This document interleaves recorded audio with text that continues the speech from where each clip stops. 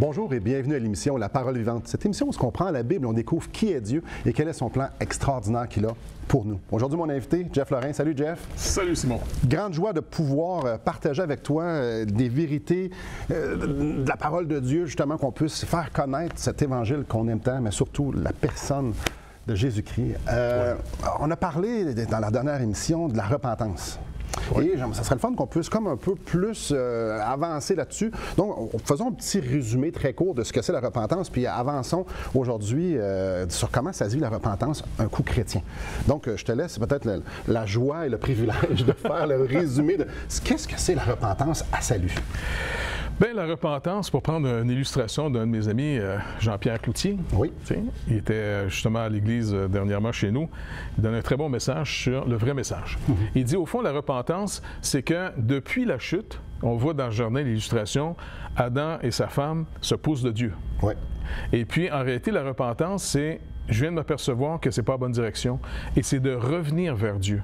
Donc, je change ma manière de concevoir ma vie maintenant. J'ai trouvé le trésor, j'ai trouvé le sens à la vie.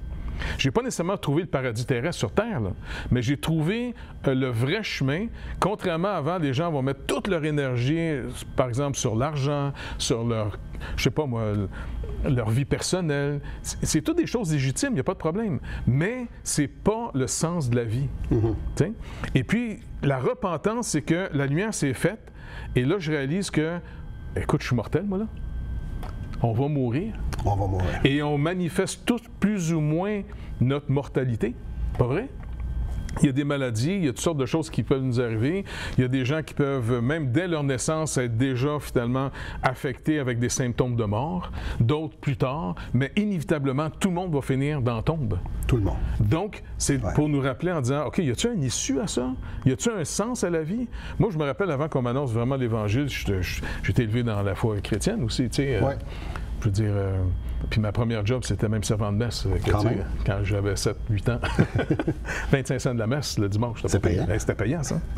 Mais loin de ça, pour moi, le sens m'échappait quand même en disant, OK, Dieu, on disait toujours, Jésus est venu sauver le monde. Mais moi, je ne comprenais pas comment il est venu sauver le monde. Ça va pas bien dans le monde. Tu sais, il y a plein de problèmes. S'il l'a sauvé, pourquoi ça ressemble à ça? Oui, tu sais.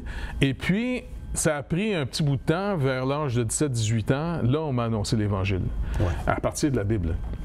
Et là, finalement, c'est comme ça a produit une repentance dans ma vie. Vraiment quelque chose, je sais pas, même en symptômes, j'ai vu des choses changer.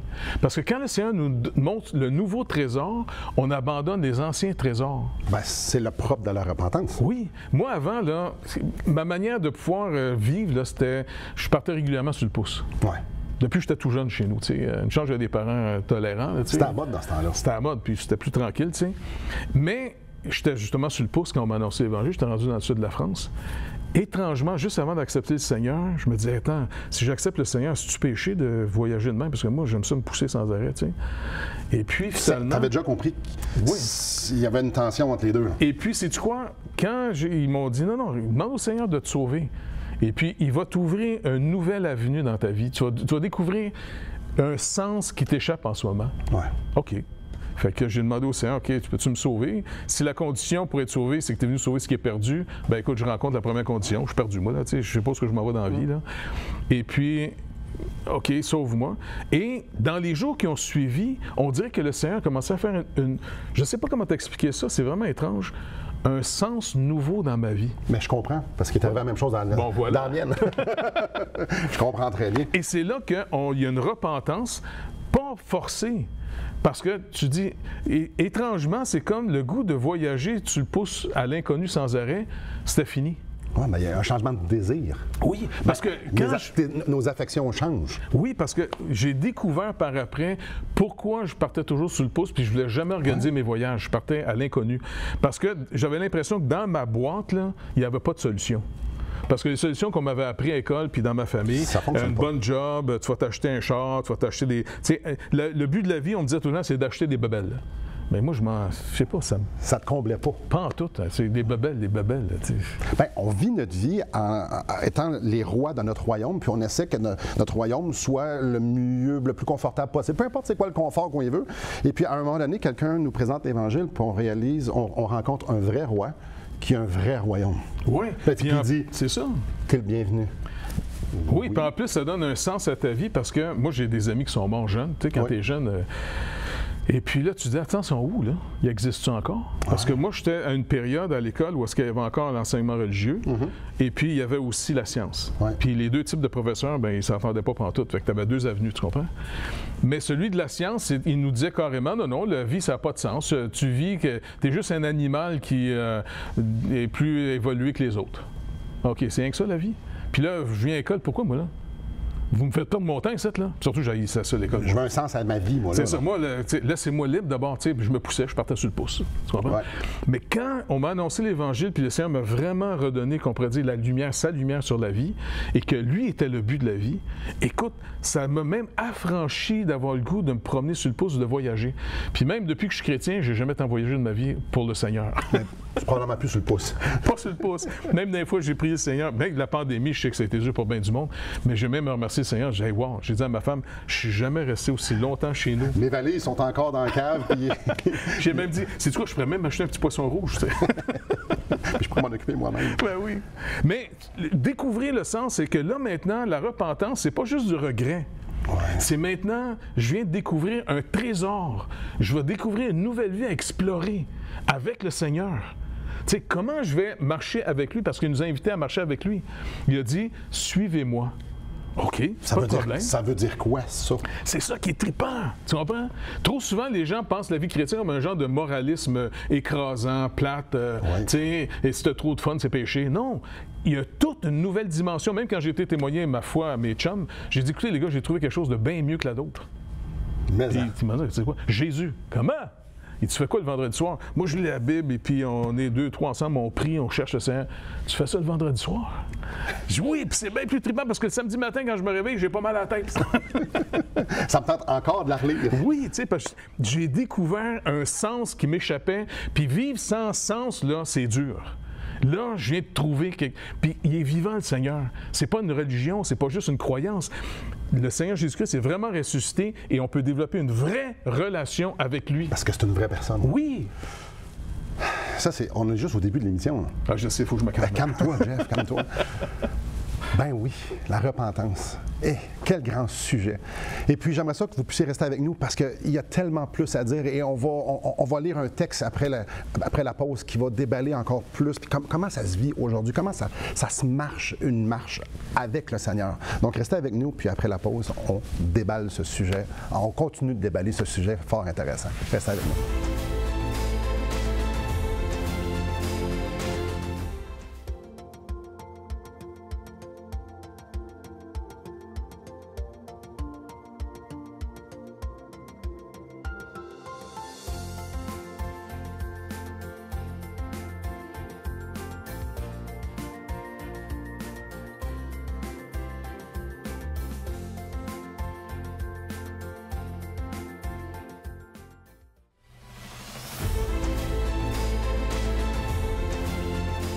Bonjour à vous. Donc, on t'a parlé de ton expérience, j'ai brièvement parlé de la mienne aussi, de comment notre vie elle a été transformée par Christ. Pas juste une prière pour ne pas aller en enfer. Non, on a rencontré quelqu'un. Moi, j'ai rencontré quelqu'un, puis je sais que tu as rencontré quelqu'un qui s'appelle Jésus, puis ça a bouleversé ma vie. Puis depuis ce temps-là, je dis, non, c'est lui, je veux. Puis certaines personnes me disent, ah, mais vous autres, vous êtes des religions, c'est une religion. Je veux rien savoir de la religion. Moi, je suis un anti-religieux. Ce que je veux, c'est Jésus. Je veux juste sa personne. Je veux apprendre à le connaître. Je veux apprendre à marcher avec. C'est lui, je veux. Et oui, je me rassemble avec des frères et sœurs. Si vous appelez ça une religion, OK, mais je me rassemble avec des frères et sœurs qui veulent la même affaire. On avance dans cette direction-là. Puis ça, souvent, on va appeler ça une église. Et puis, une des églises dans le Nouveau Testament, c'est l'église de Corinthe. Puis quand tu mets une gang de pécheurs ensemble, des pécheurs rachetés, des pécheurs qui courent vers Jésus, des fois, ça peut faire des flémèches. Des fois, ils n'ont pas toutes des bonnes idées, puis on est encore pécheurs. Et ici, dans le texte qu'on va lire, Jeff, c'est la deuxième lettre aux Corinthiens. Donc, il a écrit la première, qui leur a brassé le Canadien un petit peu, là. Et puis, il leur dit la vérité. Et puis, ça a produit en eux quelque chose. Et ce texte-là, ben, c'est Paul qui le souligne. Donc, j'aimerais vous inviter à la maison à tourner avec nous dans 2 Corinthiens au chapitre 7. Je vais lire à partir du verset 8. « Quoique je vous ai attristé par ma lettre, je ne m'en repens pas. Et si je m'en suis repenti, car je vois que cette lettre vous a attristé, bien que momentanément, bien que momentanément, je me réjouis à cette heure, non pas de ce que vous avez été attristés, mais de ce que votre tristesse vous a porté à la repentance.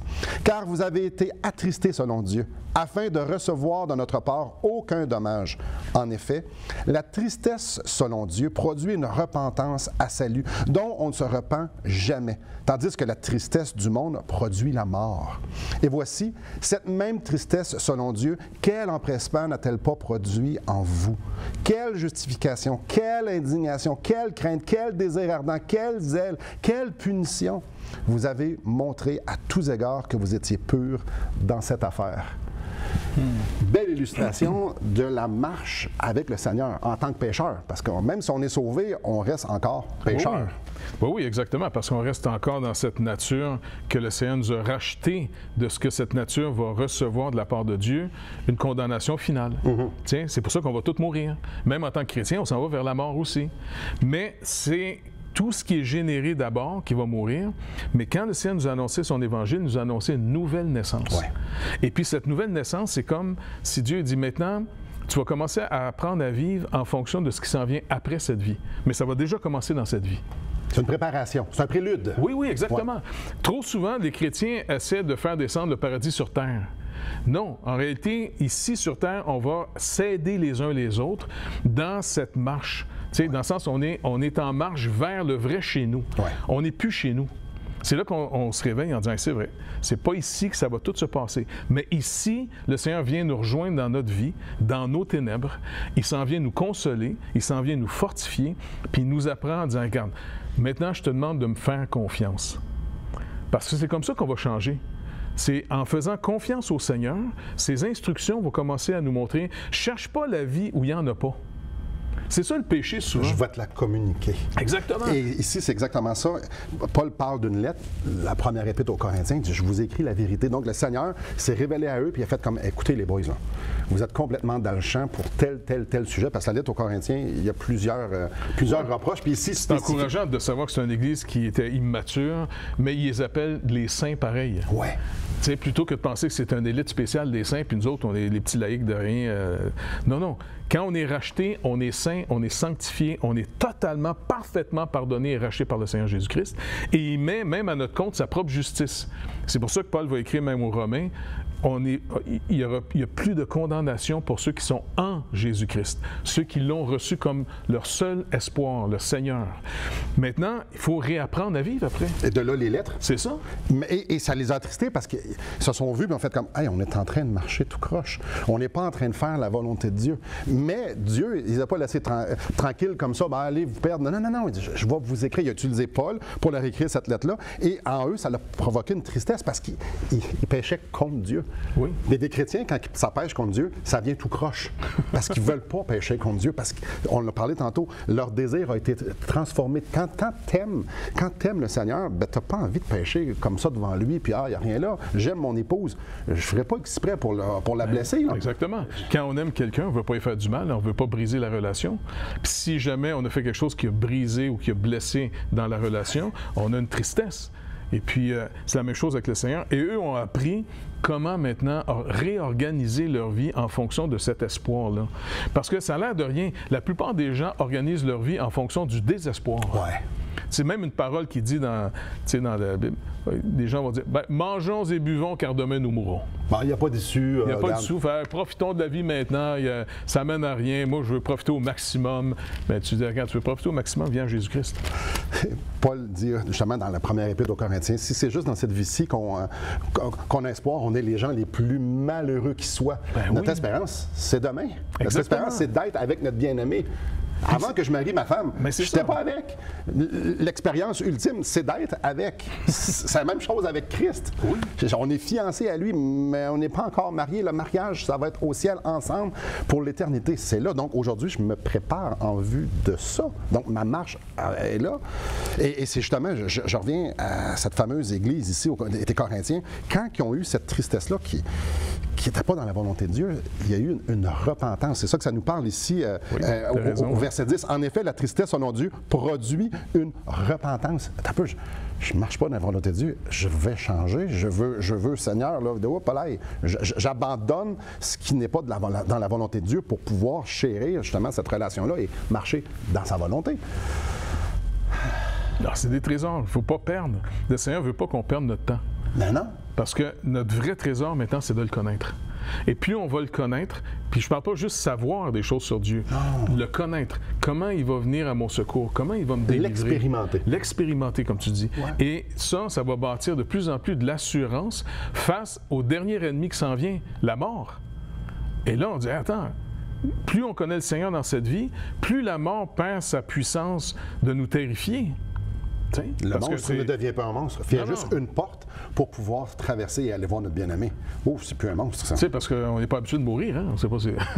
Ça arrive pas souvent. C'est pas quelque chose de récurrent dans la vie de quelqu'un. On va aller à la pause. Avant d'aller à la pause, j'aimerais vous offrir le livre Destination finale. On parle justement de ça, la destination finale. Marc-Aïl, justement, il va dresser un portrait avec les Écritures sur, c'est quoi la destination finale? Qu'est-ce que Dieu veut pour nous? Et comment nous, on peut se l'approprier? Et comme on a dit, la destination finale peut commencer aujourd'hui. Jésus-Christ. Donc, ce que j'aimerais, c'est vous le donner. Et tout ce que vous avez à faire, c'est de communiquer avec nous, soit par téléphone, soit par Internet, et dites, j'aimerais ça avoir le livre que Simon nous offre et on vous l'achemine à la maison tout à fait gratuitement. Donc, restez avec nous. Après ça, on continue sur ce sujet fort intéressant de la marche avec le Seigneur dans la repentance. Restez avec nous. Depuis maintenant 15 ans, nous avons l'immense privilège d'annoncer la bonne nouvelle de Jésus-Christ. Par la grâce de Dieu, nous avons fait plus de 500 émissions, distribué gratuitement des milliers de livres et que dire des centaines de personnes qui ont répondu par la foi à l'appel de Jésus. Aujourd'hui, nous aimerions inviter ceux qui ont reçu cette bonne nouvelle à faire équipe avec nous. Aimeriez-vous avoir un impact dans la francophonie pour l'Évangile? Joignez notre équipe en participant financièrement à la production de l'émission et en nous permettant de continuer à offrir de la littérature gratuitement à ceux qui sont ouverts à l'Évangile. Contactez-nous. Il nous fera plaisir de vous partager comment vos prières et vos dons peuvent faire la différence.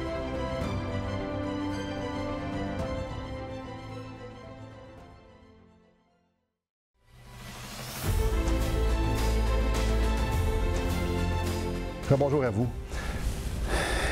Jeff, on rencontre des gens, puis on a notre expérience propre aussi, puis là, on parle de Jésus, on parle de l'aimer, puis tout ça. Puis beaucoup de gens, c'est pas leur expérience. Pour eux, Jésus, c'est un être qui est venu, c'est quelqu'un d'historique, c'est quelqu'un qui a laissé des enseignements, puis qu'on croit ou on sait, on apprend les... C'est pas de ça qu'on est en train de parler. Non, parce que pour trop de gens, Jésus est au ciel, puis nous autres, on est sur terre. Oui, c'est ça. Il fait son affaire, puis je fais mon affaire, puis il n'intervient pas assez souvent à mon goût. Mais c'est là le côté où est-ce que le Seigneur... Tu sais, tu te rappelles quand Jésus, finalement, après avoir marché ses eaux, là, la foule le retrouve de l'autre côté du lac, ils veulent encore du pain. Jésus leur fait un message foudroyant, parce qu'ils n'ont pas réalisé pourquoi il avait fait du pain la veille. Et puis, il dit à ses disciples, parce que la foule est partie. Partez pas, vous autres aussi? Puis les disciples, là, il y avait une petite école qui le suivait, 70 disciples. Eux autres avec, qui ont trouvé ça trop rough, sont partis. Il reste juste les 12 en avant de lui. Pierre, il y a encore peut-être un algue sur le bord de l'oreille, tu sais, parce qu'il est pas dans l'eau. Et puis, il dit, vous voulez pas vous en aller? Puis Pierre dit, non, à qui irions-nous? Toi seul, les paroles de la vie éternelle. Or, nous, on a cru et on a connu que tu es le Christ, le Fils du Dieu vivant. Ouais. Là, il vient de faire vraiment une déclaration très forte. D'abord, avant de connaître quelque chose, je dois apprendre la chose. La foi vient de ce que j'entends. Tu sais, la foi, elle vient. Je ne la produis pas moi-même, la foi. La foi vient de ce que j'entends vient de la parole de Christ, comme Paul le dit dans Romains 10. Maintenant, un coup que j'ai reçu la parole de Dieu, comme Jacques le dit, recevez la parole de Dieu avec douceur, ce qui peut sauver vos vies. Mais quand est-ce que ça va me sauver la vie, ça? C'est quand je vais avoir finalement une épreuve qui va arriver. Parce que je vis dans un monde qui est en rébellion contre Dieu. Ouais. Puis même ma propre nature, il faut que je la combatte moi-même. Comment maintenant je vais m'attendre au Seigneur? Mais si je ne suis pas au courant de ce que le Seigneur m'a promis, de ce qui va être pour moi, bien écoute, je vais encore vivre comme le monde vit, pas de lumière. Donc le premier point, le plus important, connaître les Écritures. Ça, c'est vital. Connaître finalement qu'est-ce que le Seigneur dit qui va être pour nous autres. C'est là qu'on va apprendre à comment on lui fait confiance, sur la base de ce qu'il lui promet être pour nous. Maintenant, quand Pierre dit « Ah, nous autres, on a cru, on t'a fait confiance, on a cru ce que tu as dit, puis en plus, on a connu que ce que tu disais, c'est vrai. » On l'a expérimenté. Écoute, et même cette nuit, on t'a vu marcher ses eaux, c'est assez rare qu'on voit quelqu'un marcher ses eaux, tu sais. Et puis en plus, on t'a vu ressusciter des morts, on t'a vu guérir des gens, ben, tu es vraiment celui qui est promis. Fait que, puis je me dis, écoute Seigneur, si ces gars-là, d'abord, ont reçu ta parole, parce qu'ils te font confiance qu'ils reçoivent ta parole. Maintenant, ils t'ont connu. C'est des témoins. Le Seigneur veut envoyer dans le monde ses témoins. Nous autres, là, on ne fait pas juste des perroquets d'informations parce qu'on lit plein de livres, puis on répète les informations. Tu sais, en réalité, là, on se tient en église ensemble, là, surtout ceux qui enseignent. Tu dis, OK, j'ai hâte de le voir dans le problème. Moi, j'ai eu plein de professeurs, tu sais, et je suis bien content quand les gars m'expliquent plein de notions bibliques, on apprend les langues, le grec, des vaches, ça veut dire quoi? C'est ça. Puis la journée qu'il y a un problème, tu sais, mes pasteurs, moi, j'ai toujours aimé les voir dans des problèmes. Oui. Bon, un pasteur que j'avais en France, qui s'appelait M. O'Hare, qui disait souvent sa déclaration, « Quand ça va mal, tout va bien. » Expliquez-moi ça. Oui, j'ai hâte de le voir en vrai. C'est ça.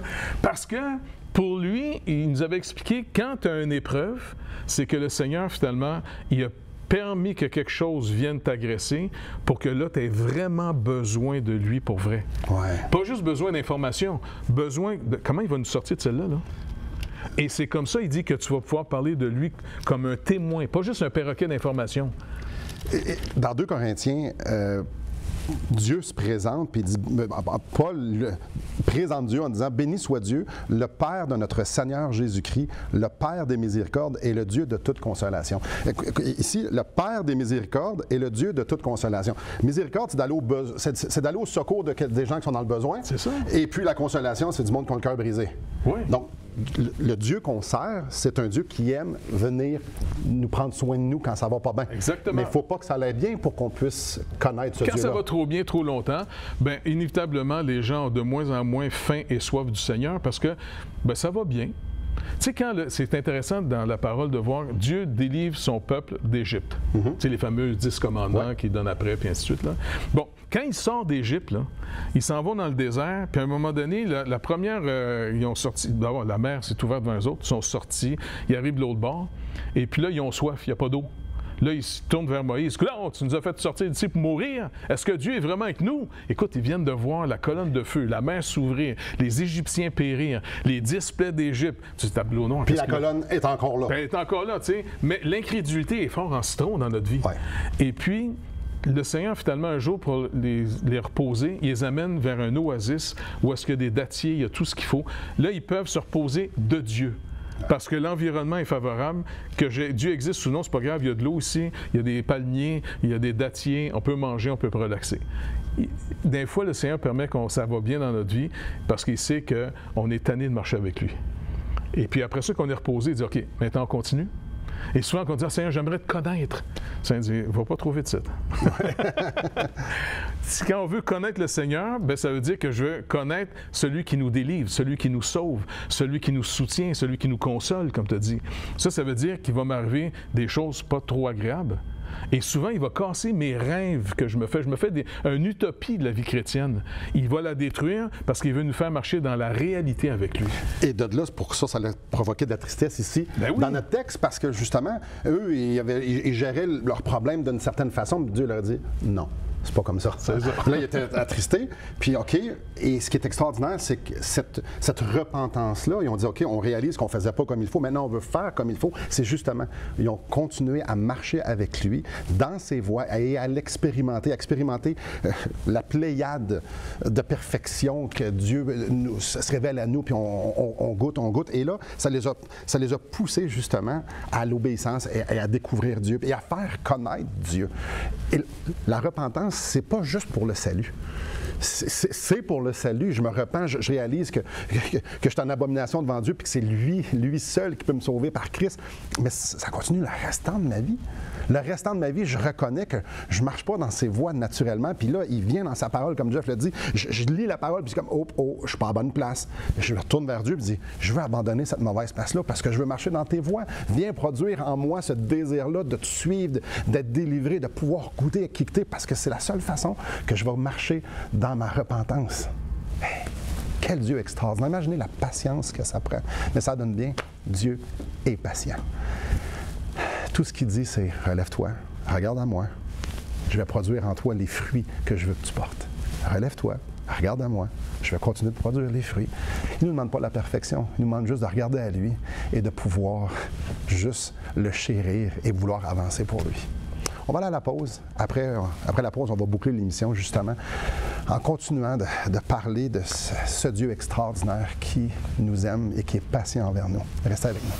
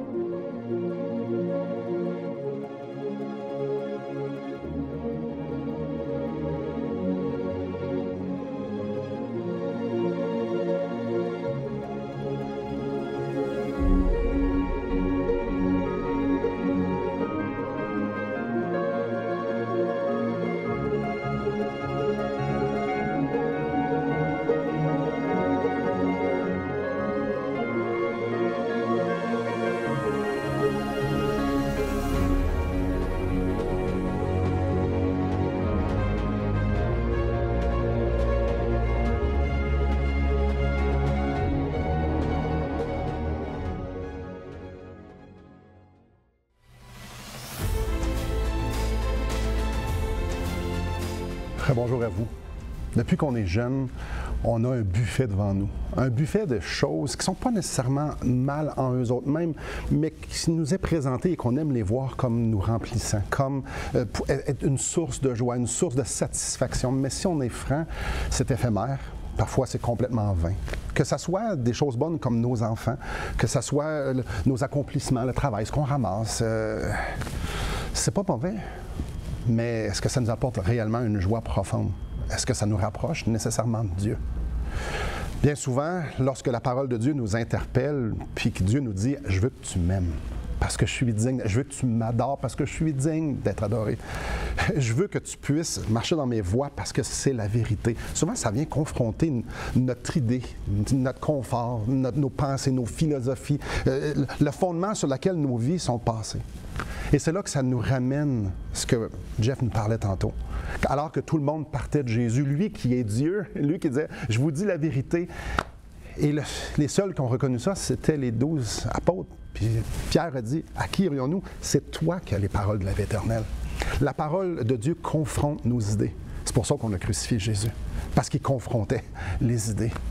Et c'est là qu'on doit comprendre, qu'on doit réaliser que si aujourd'hui vous êtes confrontés à ça, que Jésus c'est la seule solution et qu'on a juste à se tourner vers lui et dire « Seigneur, c'est toi je veux chérir, c'est toi, pardonne mes péchés, je veux te réconcilier avec toi, je veux marcher et te connaître. » Merci beaucoup Jeff, merci à vous et que le Seigneur vous bénisse.